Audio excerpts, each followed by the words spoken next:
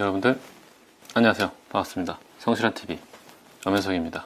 그동안 너무 바빠가지고 영상을 제대로 업로드 못했습니다. 먼저 구독자분들께 죄송하다는 말씀 드리고요. 앞으로도 성실하게 업로드할 수 있도록 노력하겠습니다. 오늘은 말이죠, 최근 지인한테 들은 사연을 가지고 이야기를 한번 해보려고 합니다.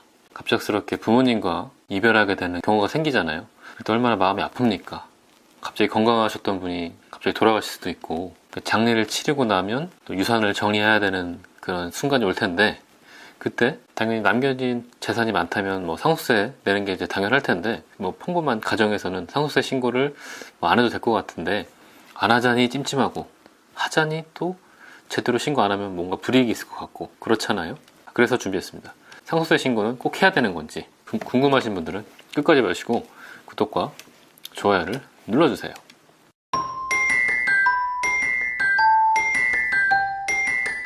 가끔 뉴스 보면은 재벌 3세 누군가가 상속세로 몇백억을 냈다, 이게 뉴스거리잖아요. 그래서 상속세는 돈이 아주 많은 그런 사람들이 내는 세금이라고 많이들 알고 계십니다. 물론 그게 일부 사실이기도 하고요. 부모님 중에 한 분 살아 계시고 유산을 받았다 라고 했을 때 내가 받은 재산이 5억에서 10억 정도 그 사이라면 상속세는 나오지 않습니다. 그런데도 우리가 알아야 될 게 몇 가지 있거든요. 그래서 그런 얘기를 좀 해드리려고요. 이 상속세는 돌아가신 분이 남겨놓은 재산을 기준으로 세금을 계산하게 되는데, 이때 돌아가신 분을 피상속인이라고 하고 그 재산을 물려받는 사람들을 상속인이라고 합니다. 근데 이제 문제는 부모님이 갑자기 돌아가시면 우리가 부모님 재산이 어떤 게 있는지 잘 모르잖아요. 그래서 제일 먼저 하셔야 될 것은 장례 다 치르시고 부모님 재산이 어떤 것이 있는지를 먼저 파악을 해봐야 됩니다. 그러기 위해서는 일단 먼저 사망진단서, 3개월 내 발급된 가족관계증명서, 또 신분증 이런 거 가지고 은행에 가셔가지고 피상속인 명의로 된 금융자산 내역을 달라고 하시면 금융자산 내역을 알 수가 있습니다. 그리고 이제 부동산의 경우에는 마찬가지로 사망진단서, 가족관계증명서, 또 신분증을 가지고 돌아가신 분 명의로 된 부동산에 시군구청에 직접 방문하셔가지고 우리 부모님 돌아가셔서 부모님 재산을 확인하기 위해서 왔다, 민원을 신청하시면 그 부모님 명의로 된 부동산 내역을 받아볼 수 있을 겁니다.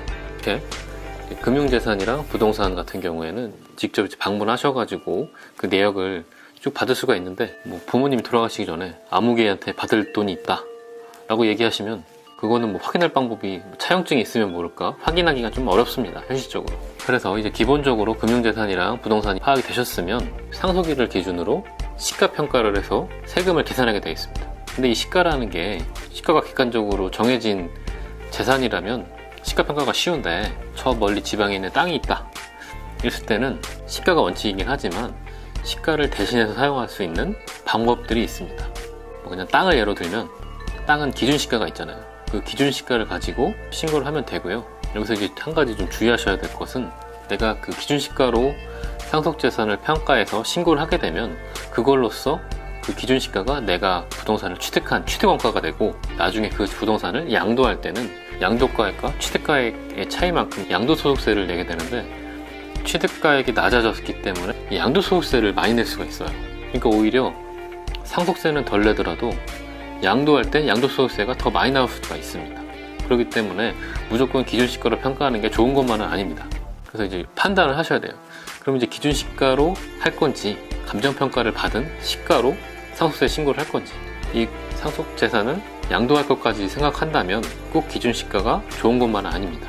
남겨진 상속재산이 5억에서 한 10억 정도, 10억까지는 상속세가 안 나오기 때문에 내가 물려받은 상속재산 금액이 평가를 해보니까 10억보다 한참 미치다 싶으면 오히려 감정평가를 좀 높게 받아서 상속세가 안 나오는 수준까지 받아서 신고를 하는 게 나중에 양도할 때 그 양도소득세를 고려한다면 더 유리해질 수가 있겠죠.